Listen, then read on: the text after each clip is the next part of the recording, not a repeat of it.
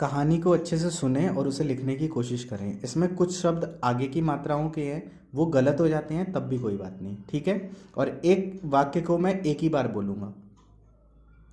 एक रात की बात है, स्नेहा अपने बिस्तर पर लेटी हुई थी। अचानक आकाश में बिजली चमकी। स्नेहा घबराकर उठ गई। उसे खिड़की के पास एक परी दिखाई दी। उसे खिड़की के पास एक परी दिखाई दी।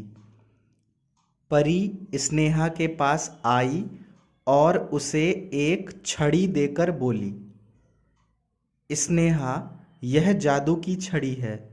तुम इसे जिस भी तरफ मोड़ कर 2 बार घुमाओगी, वह चीज गायब हो जाएगी।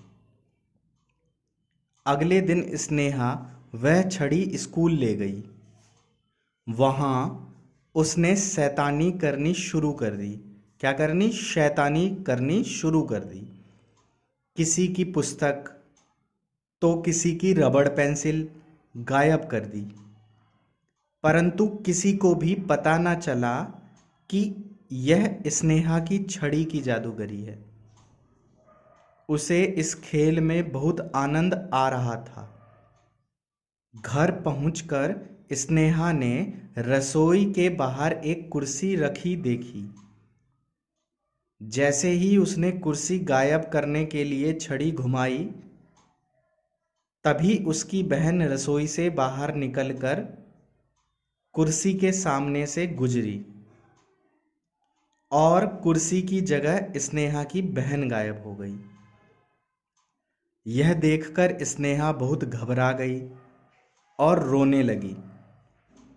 तभी उसके सामने परी प्रकट हुई। परी ने स्नेहा से कहा, मैं तुम्हारी बहन को वापस ला सकती हूँ, लेकिन उसके बाद मैं यह छड़ी तुमसे वापस ले लूँगी। स्नेहा ने कहा, तुम्हें जो चाहिए ले लो, लेकिन मुझे मेरी बहन वापस ला दो।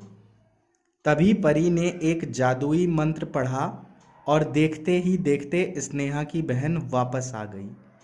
स्नेहा अपनी बहन को पाकर बहुत खुश हुई और कभी भी किसी चीज़ का दुरुपयोग नहीं करने का प्रण लिया।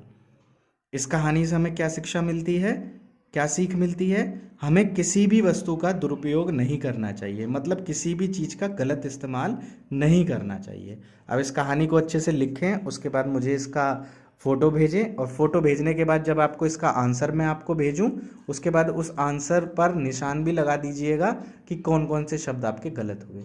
जय हिंद, जय भारत।